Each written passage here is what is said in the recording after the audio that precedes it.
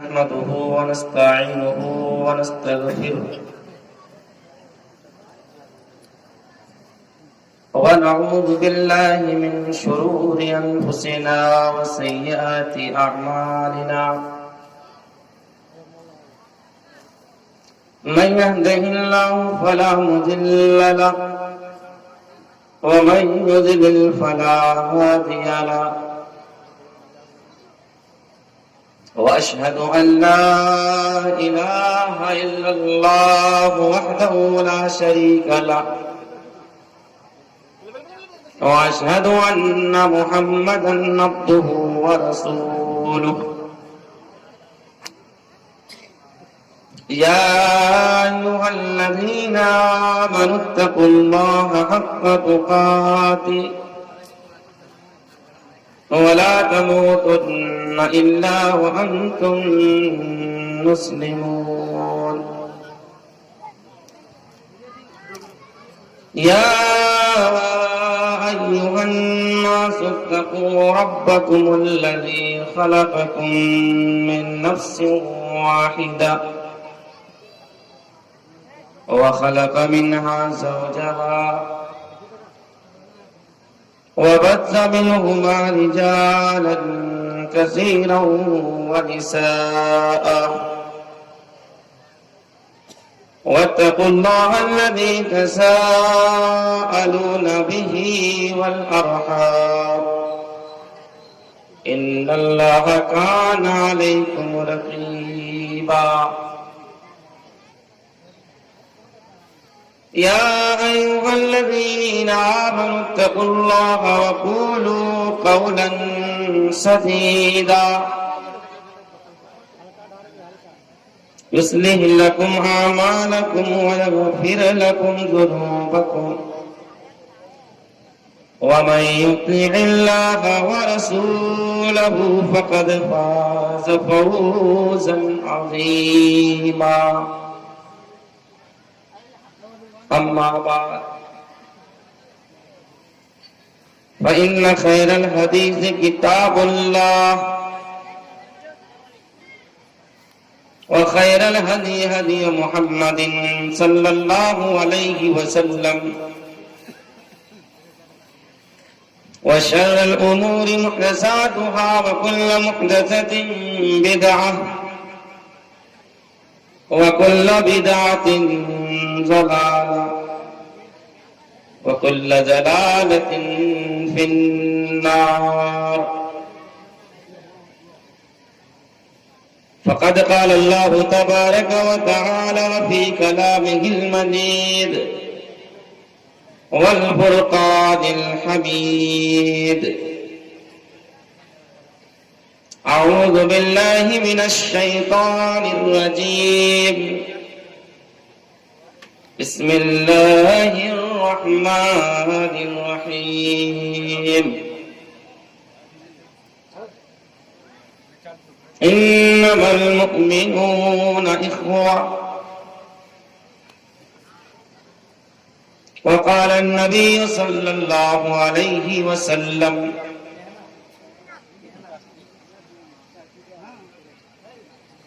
المسلم أخو المسلم لا يظلمه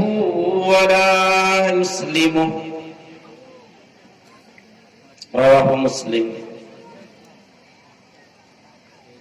رب اشرح لي صدري ويسر لي أمري واحلل عقدة من لساني يفقهوا قولي رب زدني علما اللهم رب زدني علما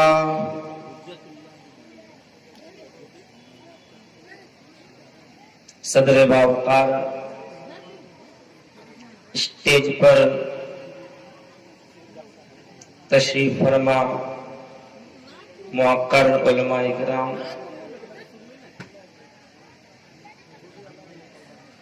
پھول پہاڑی جیت پور اور بڑا پوکھر گھنا گڑیا کے اطراف و اکناف سے آئے ہوئے سامعین نظام اور پردہ نشین مائیں اور بہنیں،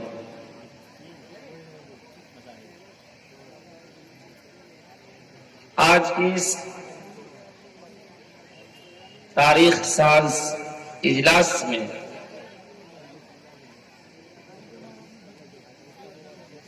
میں نے جس عنوان کو اٹھایا ہے وہ ہے اسلامی بھائی چارہ اور اس کے تقاضے۔ میرے بھائیوں، دوستوں اور نوجوان ساتھیوں،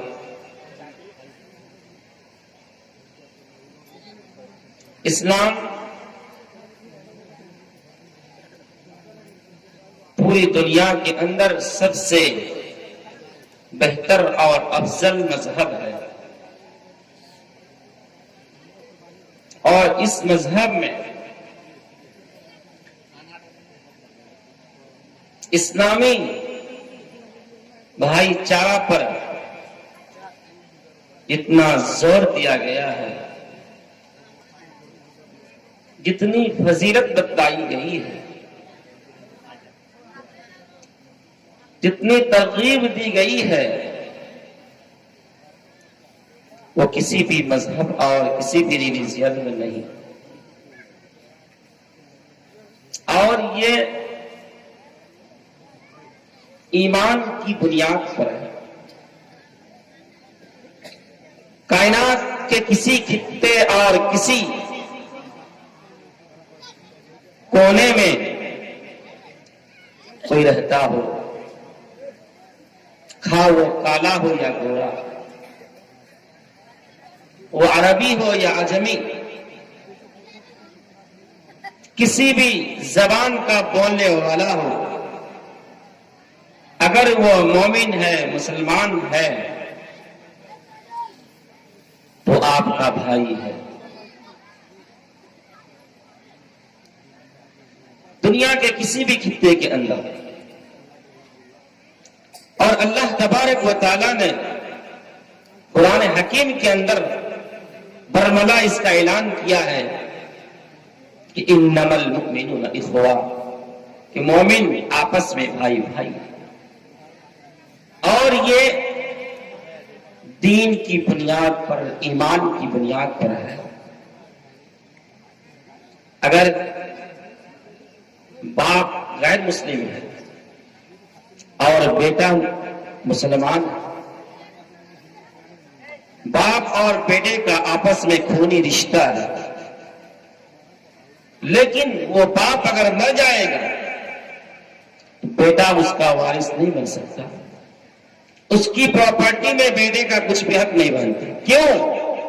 باپ بیٹے کا آپس میں کتنا گہرا رشتہ ہوتا ہے، بیٹا باپ کے نطفے سے پیدا ہوا ہے، بیٹے کے جسم میں جو خون دوڑ رہا ہے وہ باپ کا خون ہے، اس کے باوجود باپ جب مر جاتا ہے تو بیٹا اس کا وارث نہیں بنتا ہے، اس لیے کہ باپ میں ایمان نہیں ہے، باپ غیر مسلم ہے، بیٹا مسلمان ہے، اس لیے وہ بیٹا باپ کا وارث ہو نہیں سکتا ہے۔ چنانچہ اسلامی بھائی چارہ، آپس میں اخوت و محبت، یہ اللہ تبارک و تعالیٰ کی بہت بڑی نعمت ہے، اور ایک ایسی نعمت ہے کہ اللہ تبارک و تعالیٰ نے قرآن حکیم کے اندر اس نعمت کو بیان کیا ہے، اور اتنا بڑا یہ احسان ہے کہ اللہ نے اس احسان کو جتلایا اور فرمایا وَاذْكُرُوا نِعْمَةَ اللَّهِ عَلَيْكُمْ إِذْ كُنْتُمْ أَعْدَاءً فَأَلَّفَ بَيْنَ قُلُوبِكُمْ فَأَصْبَحْتُمْ بِنِعْمَتِهِ إِخْوَانًا۔ اے لوگوں، اللہ کی اس نعمت کو یاد کرو جو تم پر اللہ تبارک و تعالیٰ نے کیا ہے۔ آپس میں تم دشمن تھے، ایک دوسرے کے خون کے پیاسا تھے، فَأَلَّفَ بَيْنَ قُلُوبِكُمْ، اللہ نے تمہارے دلوں کو آپس میں جوڑ دیا، اللہ نے تمہیں ایک رشتے کے اندر مربوط کر دیا، لہذا ایک دوسرے تم آپس میں بھائی بھائی بن گئے۔ یہ سورہ آل عمران کی آیت ہے۔ اس آیت کے پس منظر میں آتا ہے کہ نبی صلی اللہ علیہ وسلم کی آمد سے پہلے عرب کا جو ماحول تھا، وہاں کی جو فضا تھی، وہ ایک آدمی دوسرے آدمی سے اتنی عداوت و دشمنی کرتا تھا کہ ایک آدمی دوسرے آدمی کے خون کا پیاسا ہو جاتا تھا۔ چھوٹی چھوٹی باتوں کے لیے وہ تلوار کو میان سے نکال لیتے تھے اور پھر اپنے ہی ہاتھ سے اپنے بھائی کی گردن کو ذبح کر دیتے تھے۔ چھوٹی چھوٹی باتوں پر، پانی پلانے پر یا کھیت میں پانی پٹانے پر، اس طریقے سے زمین جائیداد کو لے کر کے، چھوٹی چھوٹی باتوں کو لے کر کے وہ آپس میں اس طریقے سے لڑتے پھرتے رہتے تھے کہ ایک سال 2 سال نہیں بلکہ سالہ سال گزر جاتا تھا، لیکن آپس میں ان کی جنگ نہیں ختم ہوتی تھی۔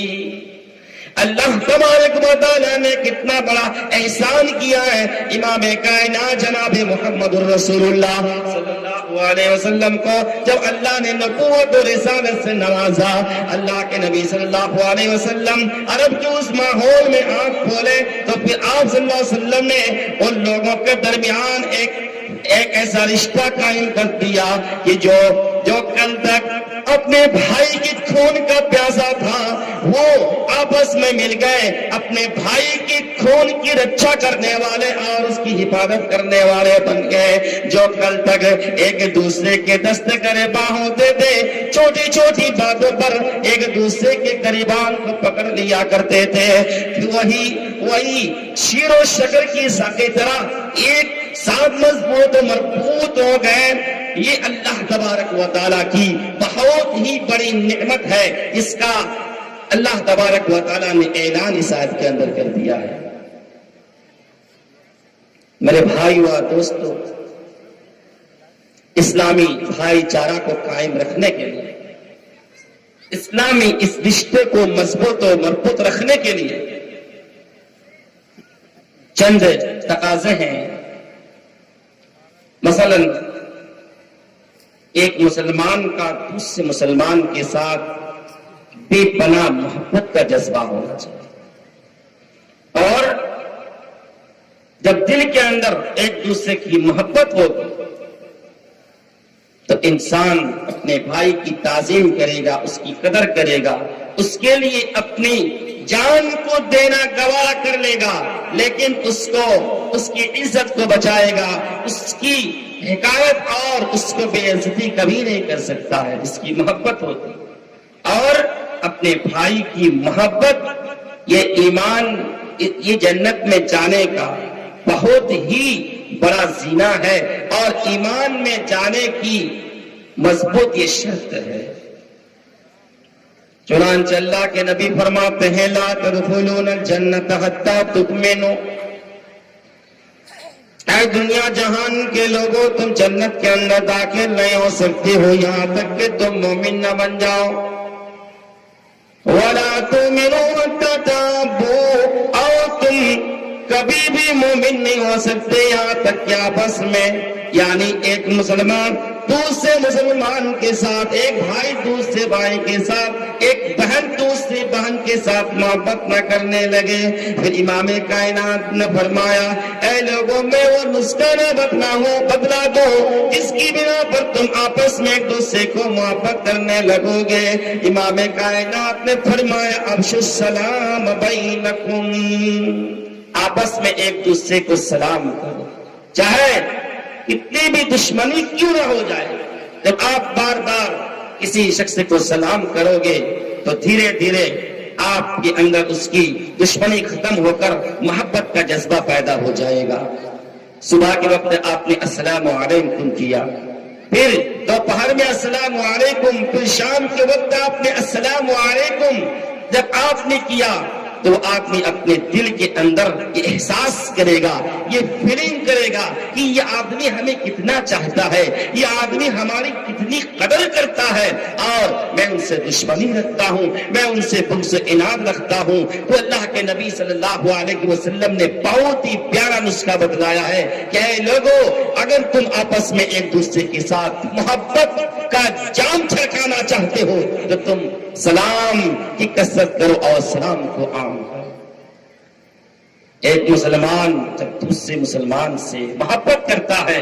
تو اتنا بڑا یہ رتبہ اور مقام ہے کہ اللہ تبارک و تعالی اس آدمی سے محبت کرتا ہے جو کسی مسلمان سے محبت کرتا ہے۔ مسلم کی حدیث ہے کہ ایک آدمی ایک بستی کی طرف جا رہا ہے، ایک گاؤں اور ایک محلے کی طرف جا رہا ہے، راستے میں ایک فرشتہ انسانی شکل میں بیٹھا ہوا رہتا ہے۔ جب وہ آدمی راستے سے گزرتا ہے تو آدمی سے فرشتہ کہتا ہے کہ تم کہاں جا رہے ہو، کیوں جا رہے ہو؟ وہ آدمی کہتا ہے میں فلاں محلے میں، فلاں گاؤں میں فلاں شخص سے ملنے جا رہا ہوں۔ فرشتہ کہتا ہے کیا اس آدمی نے تم پر کچھ احسان کیا ہے؟ زندگی میں تمہارے گھر کے اندر کوئی پریشانی آئی تھی اور اس آدمی نے تمہاری پریشانی کو دور کیا تھا، تم پر احسان کیا تھا، یا تمہارے گھر کے اندر شادی تھی اس آدمی نے تم کو ہیلپ کیا تھا، یا پھر عید کے موقع پر تمہارے پاس پیسہ نہیں تھا اس آدمی نے تمہیں پیسہ دے کر کے ہیلپ کیا تھا، کیا اس آدمی کا تم پر کچھ احسان ہے؟ وہ آدمی کہے گا کہ نہیں، اس نے مجھ پر کچھ بھی احسان نہیں کیا ہے۔ فرشتہ کہے گا تو پھر تم کیوں اس بستی کی طرف جا رہے ہو؟ وہ آدمی کہتا ہے اس لیے کہ میں اس سے محبت کرتا ہوں، اللہ کے لیے میں اس سے محبت کرتا ہوں، اور اس کی محبت میں میں ان سے ملنے جا رہا ہوں، اس سے ملاقات کرنے جا رہا ہوں۔ وہ فرشتہ اس آدمی کو بزدہ سنا دیتا ہے، خوشخبری سنا دیتا ہے اور کہتا ہے کہ بندہ اے فلاں شخص سے سن، آج تم اپنے بھائی سے ملنے کے لیے جو سفر کر رہے ہو، تم سفر کی صعوبتوں کو ڈال رہے ہو، سفر کی پریشانیوں کو جھیل رہے ہو، اللہ تبارک و تعالیٰ نے مجھے یہ بشارت سنانے کے لیے بھیجا ہے، اللہ تبارک و تعالیٰ نے تمہاری جانب مجھے یہ کہنے کے لیے بھیجا ہے کہ اس آدمی سے کہہ دو جو اپنے مسلمان بھائی سے محبت کرے گا تو اللہ تبارک و تعالیٰ بھی اس آدمی سے محبت کرتا ہے۔ میرے پیارے ساتھیوں، اور اللہ تبارک و تعالیٰ جب کسی سے محبت کرتا ہے، مسلم کی حدیث ہے، اللہ تبارک و تعالیٰ عرش کے اوپر حضرت جبرائیل امین کو بلاتا ہے اور کہتا ہے اے جبرائیل سن لو، دنیا میں فلاں شخص ہے اس سے میں محبت کرتا ہوں، فأحبہ، لہذا جبرائیل تم بھی اس سے محبت کرو۔ دنیا کے اندر آدمی محبت کرتا ہے ایک مسلمان سے، اور اس کا مقام اتنا اونچا ہے کہ عرش کے اوپر اللہ تبارک و تعالی اس کا نام اور اس کا ایڈریس لے کر کہتا ہے کہ اے جبرائیل فلاں شخص کو میں چاہنے لگا ہوں، عبد الرحمن سے میں محبت کرتا ہوں، لہذا تم بھی اس سے محبت۔ حضرت جبرائیل امین بھی محبت کرتے ہیں، پھر حضرت جبرائیل ساتواں آسمان کے اوپر یہ ندا لگا دیتے، اعلان کر دیتے ہیں کہ ساتوں آسمان میں رہنے والے تمام فرشتوں سنو، یہ فلاں شخص سے اللہ اور اس کا مقرب فرشتہ جبرائیل محبت کرتا ہے، فأحبوا، اے ساتوں آسمان میں رہنے والے فرشتوں تم بھی اس سے محبت کرو۔ پھر ساتوں آسمان میں اربوں کربوں جتنے بھی فرشتے ہیں تمام فرشتوں سے محبت کرنے لگتے ہیں۔ پھر اسی طریقے سے چھٹے آسمان میں یہ ندا لگائی جاتی ہے، اسی طریقے سے پانچویں آسمان میں، چوتھے، تیسرے اور پھر دوسرے آسمان میں، پھر ایک آسمان کے اوپر، یہاں تک کہ ساتوں آسمان کے اندر اعلان کیا جاتا ہے کہ فلاں شخص سے اللہ تبارک و تعالی اور جبرائیل امین محبت کرتے ہیں، لہذا تم بھی اس سے محبت کرو۔ پھر ساتوں آسمان والے جب ان سے محبت کرنے لگتے ہیں، یہاں تک کہ زمین کے اندر جتنے بھی چیزیں ہیں، جتنے بھی لوگ ہیں، تماموں میں اللہ تبارک و تعالی اس آدمی کو محبوب بنا دیتا ہے۔ دنیا کے اندر 5 ارب سے زیادہ انسان ہیں، اربوں خربوں کی تعداد ہے، اتنی تعداد میں اس آدمی کو اللہ تبارک و تعالی محبوب و سب کا نور نظر بنا دیتا ہے۔ اس چیز کی بنا پر اس کا عمل کیا ہے؟ اتنا سا اس کا عمل ہے کہ وہ ایک مسلمان بھائی سے محبت کرتا ہے۔ آج ہمارے دلوں میں بغض، عناد اور کینہ کپٹ بھرے ہوئے ہیں۔ ہمارے دل اتنے میلے ہو چکے ہیں کہ زمزم کے پانی سے بھی اگر دھویا جائے تو وہ پاک نہ ہو۔ میرے بھائیوں، سب سے پہلے دل کے اندر تو بدولت کو دور کرو، کینہ کپٹ کو دور کرو اور اپنے بھائی سے تم محبت کیا کرو۔ اللہ تبارک و تعالی کی محبت اگر چاہتے ہو اور کائنات کے اندر جتنے لوگ ہیں ان کی محبت اگر چاہتے ہو تو تم مسلمان بھائی سے محبت کرنا سیکھو۔ آپ بخوبی جانتے ہیں کہ مغرب میں ایک ملک ہے جس کا نام ہے فرانس، اور فرانس میں کتوں کی تعداد 70 لاکھ۔ فرانس میں کتے 70 لاکھ رہتے ہیں، جبکہ دنیا کے اندر بعض کنٹری ایسی ہے جس کی تعداد 5 لاکھ 10 لاکھ 15 20 لاکھ، لیکن فرانس میں کتوں کی تعداد 70 لاکھ۔ اور پیرس کا نام آپ نے سنا ہو، وہاں پر لوگ کتوں سے اتنی زیادہ محبت کرتے ہیں کہ ان کو کاروں میں لے کے گھماتے ہیں، اپنے گھر میں اے سی روم میں رکھتے ہیں، صوفہ میں ان کو بیٹھاتے ہیں، ان کے لیے کھانے پینے کا اعلیٰ سے اعلیٰ کوالٹی کا انتظام کیا جاتا ہے۔ یہاں تک کہ پیرس کے اندر اگر آپ چلے جاؤ، وہاں کے ریسٹوران میں، وہاں کی ہوٹلوں میں، تو آپ کو یہ منظر بھی دکھائی دے گا کہ ایک آدمی جہاں بیٹھا ہے ایک ٹیبل میں، اس کے بازو میں کتا بیٹھا ہوا ساتھ میں کھانا کھا رہا ہے۔ پیرس کے بہت ہی بڑے ماہر حیوانات سے پوچھا جاتا ہے کہ پیرس کے اندر یہ ماحول کیوں بنا ہوا ہے کہ انسان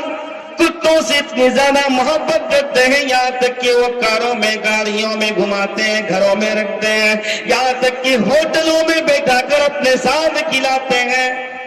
وہ ماہر حیوانات جواب دیتے ہیں، کہتے ہیں کہ سنیے، آج مغربی دنیا میں جہاں پر ہر چیز مشینری کنڈیشن سے بن رہی ہے اور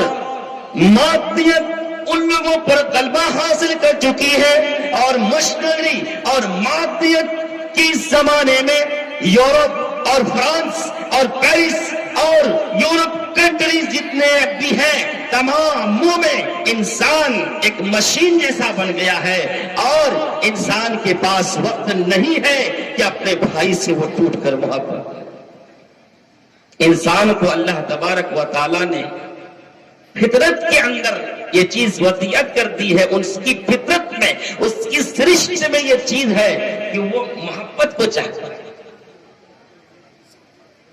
ایک بیٹا یا بیٹی جو بچپنا ہے، دیکھیے وہ باپ کی لاڈ، باپ کا پیار، اس کی شفقت اور محبت، یہاں تک کہ زندگی بھر آدمی تو یہی چاہتا ہے کہ ہر جگہ اس کی عزت ہو، ہر لوگ اسے چاہے۔ یہ محبت انسان کی سرشت کے اندر ہے، لہذا جب محبت کرنے کے لیے، محبت کو بانٹنے کے لیے ان کے پاس انسان نہیں ملتے ہیں، تو انہوں نے اپنا ساتھی، اپنا ہمسفر، اپنا دوست کتوں کو بنا لیا۔ پھر کہا ہی جاتا ہے کہ انسان تو دھوکے دے دیتے ہیں، لیکن اگر ان کتوں سے محبت کیا جائے، ان کتوں سے ہمدردی کیا جائے تو یہ کتے کبھی بے وفائی نہیں کرتے ہیں۔ میرے بھائیوں دوستوں، سرزا کی سرزمین میں جتنے بھی لوگ آئے ہوئے ہیں، آپ ذرا بتلائیے تو صحیح کہ آج انسانیت کہاں چل جا چکی ہے، انسانیت کی پستی کتنی ہے کہ ایک انسان تو کتے کو اپنا دوست بنانا گوارا کرتا ہے، لیکن انسان کو وہ دوست بنانا گوارا نہیں کر رہا ہے۔ میرے بھائیوں، جب تک ہم ایک مسلمان سے محبت نہیں کریں گے ہم مومن نہیں ہو سکتے۔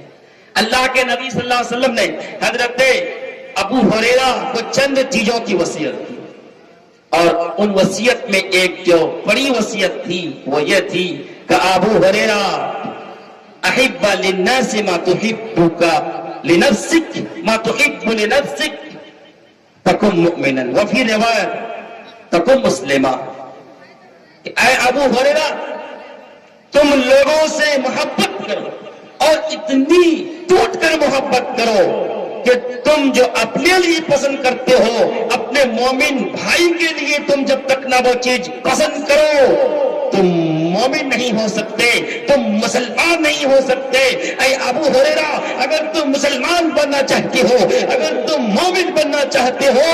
تو تم اپنے بھائی کے لیے وہی چیز پسند کرو جو اپنے لیے پسند کرتے ہو۔ اپنے لیے ہم اعلیٰ سے اعلیٰ کھانا پسند کرتے ہیں، اور جب آپ کے بھائی کا نمبر آتا ہے تو آپ تھرڈ کلاس کا کھانا پیش کرتے ہیں۔ نہیں، اپنے لیے تو آپ جو ہے اعلیٰ سے اعلیٰ کوالٹی کا کپڑا پہننا، زیب تن کرنا پسند کرتے ہیں، اور جب اپنے بھائی کی بات آتی ہے تو پھر آپ تھرڈ کلاس کا کپڑا انہیں دے دیتے ہیں۔ نہیں، آپ کو جو پسند ہے وہ آپ کے بھائی کے لیے پسند ہونا چاہیے، اور جب تک یہ جذبہ ہمارے اندر پیدا نہیں ہوگا ہم مومن نہیں ہو سکتے۔ دوسری چیز ہے اخوت کو مضبوط کرنے کے لیے، بھائی چارہ کو مضبوط کرنے کے لیے آپسی ہمدردی، آپس میں ایک دوسرے کے درد کو ہم بانٹیں، ایک دوسرے کے درد کو ہم اپنا درد محسوس کریں۔ اللہ کے نبی کی حدیث سنیے، مسلم کی حدیث ہے، اللہ کے نبی فرماتے ہیں المسلمون کرجل واحد ان اشتکا عینہ اشتکا کلہ وان اشتکا راسہ اشتکا کلہ۔ امام بخاری نے الادب المفرد نے اس حدیث کو نقل کیا ہے۔ اللہ کے نبی فرماتے ہیں میرے بھائیو اور دوستو، اس حدیث کی روشنی میں آپ اندازہ کر سکتے ہیں کہ ایک مسلمان کو دوسرے مسلمان سے کتنی زیادہ ہمدردی ہونی چاہیے۔ اللہ کے نبی فرماتے ہیں کائنات کے اندر جتنے بھی مسلمان ہیں، جتنے بھی انسان ہیں، وہ ایک ہی آدمی کی طرح ہے، ایک ہی جسم اور ایک ہی باڈی کی طرح ہے۔ انشتکا عین ہو، جس طریقے سے آدمی کی آنکھ درد کرنے لگے، اگر آدمی کی آنکھ میں کوئی چبھن آ جائے تو پورا جسم اس چبھن کو محسوس کرتا ہے، اسی طریقے سے اگر آدمی کے سر میں درد ہو جائے تو پورا جسم اس درد کو محسوس کر رہا ہے۔ رات کا وقت ہے، 12 بج چکے ہیں اور آنکھ میں درد ہے، سو نہیں رہا، اس لیے کہ پورا جسم اس درد کو محسوس کر رہا ہے۔ سر میں درد ہے، نیند نہیں آ رہی ہے، ارے بھائی درد تو سر میں آنکھوں میں نہیں ہے، پورا بدن تھک کے چور ہو چکا ہے لیکن سو نہیں رہا، کیوں؟ پورے جسم کا ایک ایک انگ، ایک ایک روح، ایک ایک ذرہ اس درد کو محسوس کر رہا ہے۔ اسی طریقے سے دنیا کے اندر آپ کا کوئی مسلمان، چاہے وہ افریقہ کے اندر رہتا ہو، چاہے امریکہ کے اندر رہتا ہو، چاہے برما کے اندر ہو یا چین کے اندر ہو، یا بوسنیا کے اندر یا چیچنیا کے اندر ہو، یا کشمیر کے اندر ہو، یا ایران کے اندر یا پاکستان کے اندر کیوں نہ رہتا ہو، اگر اس مسلمان کو کوئی تکلیف پہنچا رہا ہے، اگر اس پر ظلم کر رہا ہے، اگر اسے گولی سے مار دیا جا رہا ہے، اس کو زخم کیا جا رہا ہے، اگر اس پر ظلم و ستم کیا جا رہا ہے، تو ہم اس ہندوستان میں رہتے ہوئے بھی اس درد کو، اس تکلیف کو جب تک اپنے اندر، اپنے دل کے اندر محسوس نہیں کریں گے، رب کعبہ کی قسم ہم اور آپ جو ہے کہ معنوں میں مومن نہیں ہو سکتے ہیں۔ ہمارے دل کے اندر جب مسلمان بھائی کی ہمدردی نہ ہو، اس سے اخوت نہ ہو، اس کے درد کو درد محسوس نہ کرے، اس کی تکلیف کو تکلیف محسوس نہ کرے، تو ہم مومن اور مسلمان نہیں ہو سکتے ہیں۔ صحابہ کی زندگی کو اٹھا کے دیکھیے کہ صحابہ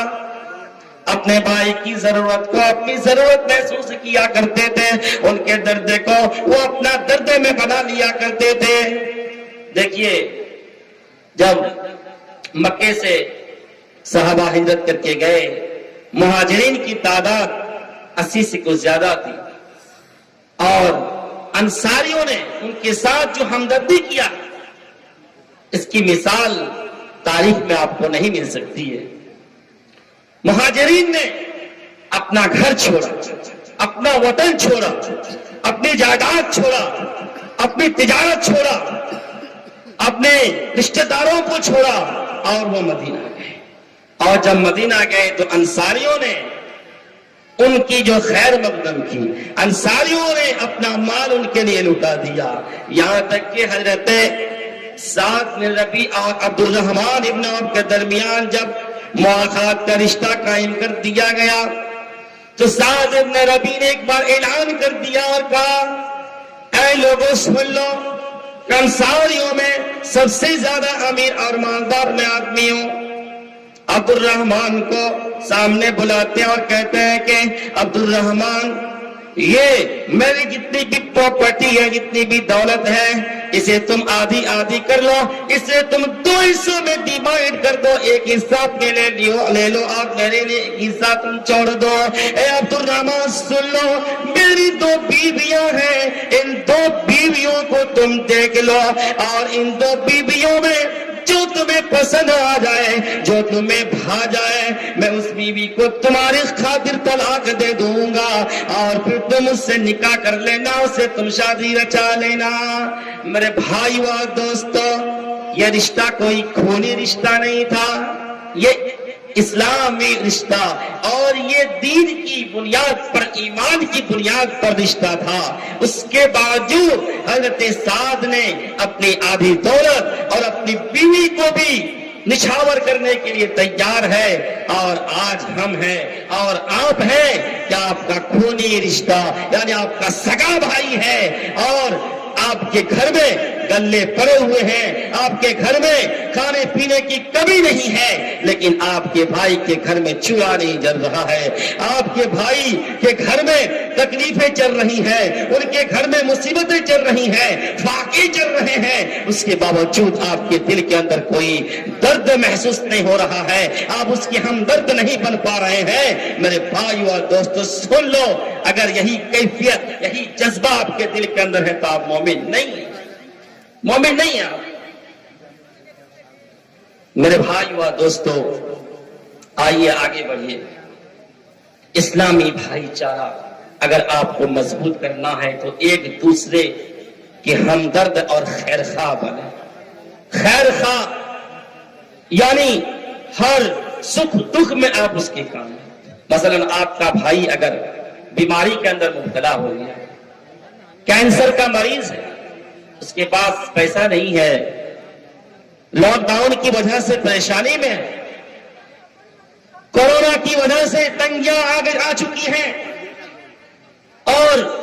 کاروبار تجارت ٹھپ پڑ چکے ہیں، اور ایسی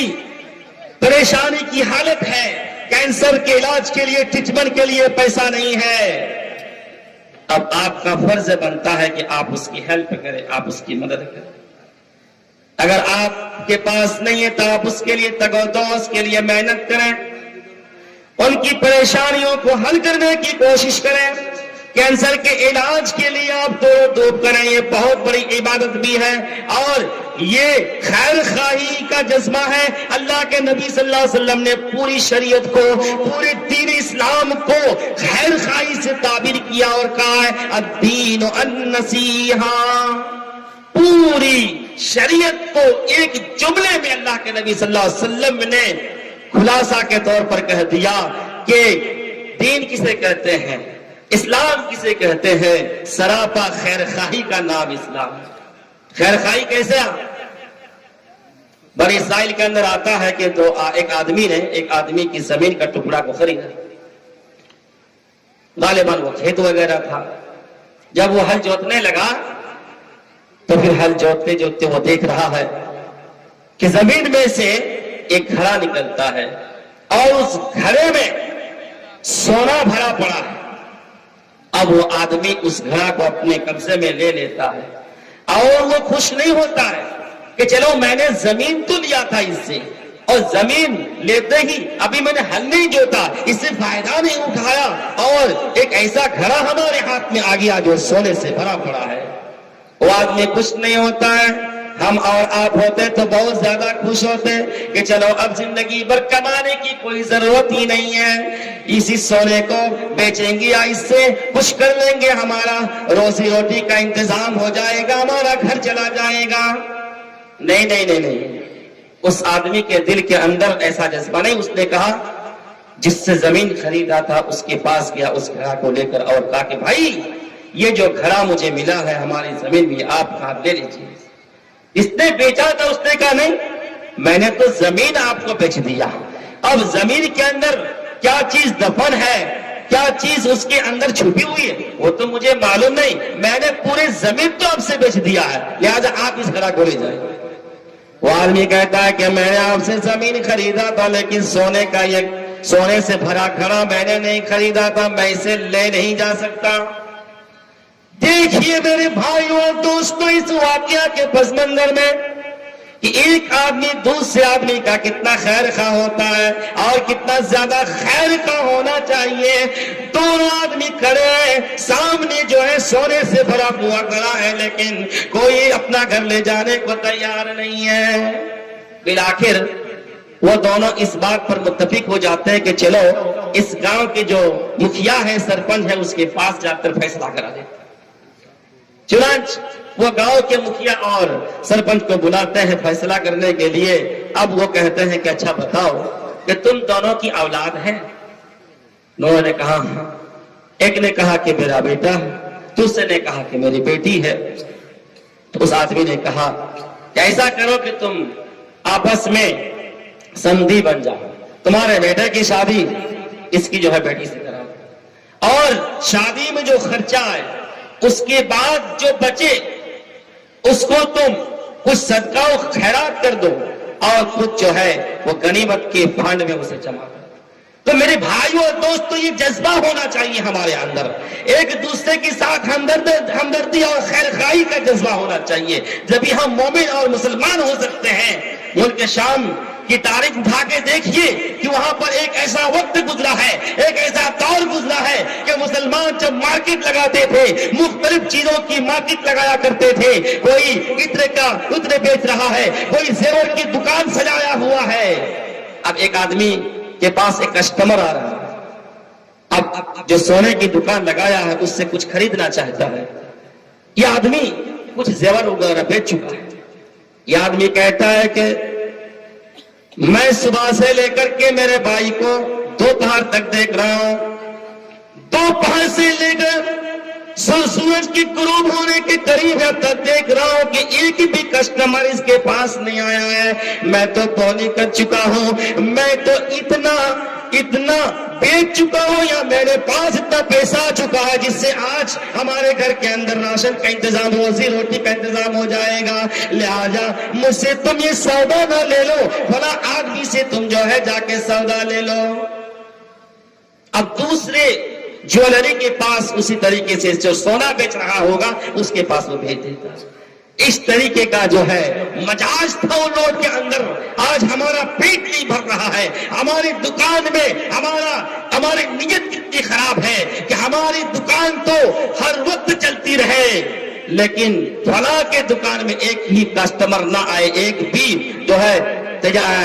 سودا لینے والا نہ آئے تو ہمیں خوشی محسوس ایسا نہیں ہونا چاہیے میرے بھائیو اور دوستو. تو اپنے اندر جب تک ہم خیر خائی کا جذبہ نہیں پیدا کریں گے ہم مومن نہیں ہو سکتے, ہم مسلمان نہیں ہو سکتے. خواہ ہم لاکھ دعویٰ کریں کہ ہم مومن ہیں, مسلمان ہیں, لیکن حقیقی معنوں میں ہم مومن نہیں ہو سکتے ہیں میرے بھائیو اور دوستو. تو اپنے اندر اخوت و بھائی چارہ کو قائم کیجئے اور اپنے مسلمان بھائی کے درد کو اپنا درد محسوس کریں, اپنے مسلمان بھائی کی ضرورت کو اپنی ضرورت محسوس کریں اور اپنے اندر ایثار و ہمدردی کا جذبہ پیدا کریں. اپنے مسلمان بھائی کے لیے اگر اس کو مال کی ضرورت ہو تو مال کے ذریعے سے آپ جو اس کو فائدہ پہنچائیں, اگر روپے پیسے کے ذریعے اگر اس کو چاہتے ہیں فائدہ پہنچا سکتے ہیں اسے بھی پہنچائیے. اللہ کے نبی فرماتے ہیں خیر الناس من ينفع الناس, سب سے بہتر وہ انسان ہے جو نمازی ہے اسے نہیں کہا کہ سب سے بہتر انسان ہے. اللہ کے نبی فرماتے ہیں سب سے بہتر وہ انسان ہے جو اپنے مسلمان بھائی کو وہ نفع پہنچائے, فائدہ پہنچائے. اللہ کے نبی نے نمازی کو, نماز پڑھنے والے, تلاوت کرنے والے, تہجد کی نماز پڑھنے والے کو سب سے بہتر انسانیت کی کوالٹی کے کھانے میں نہیں ڈالا ہے, بلکہ امام کائنات نے اس آدمی کو سب سے بہتر مومن اور مسلمان کہا ہے کہ جس کی ذات سے, چاہے زبان سے یا مال سے یا دولت سے یا کسی بھی اور طریقے سے کسی بھائی کو فائدہ پہنچائے. تو میرے بھائی اور دوستو آج کی تقریر کا خلاصہ کے طور پر یہی ہے کہ جب تک ہم آپس میں ایک دوسرے کے ساتھ محبت نہیں کریں گے, ایثار و قربانی کا جذبہ پیدا نہیں کریں گے, ہمدردی اور اخوت کا جذبہ پیدا نہیں کریں گے, ہم مومن اور مسلمان نہیں ہو سکتے ہیں. لہذا ضرورت ہے کہ ہم آپس میں بھائی بھائی جس طریقے سے ہیں ہم آپس میں محبت بھی کرنے لگے, ایک دوسرے کے دکھ درد کو آپس میں بانٹیں اور ایک دوسرے کے ساتھ ہمدردی کا معاملہ کریں. آخر میں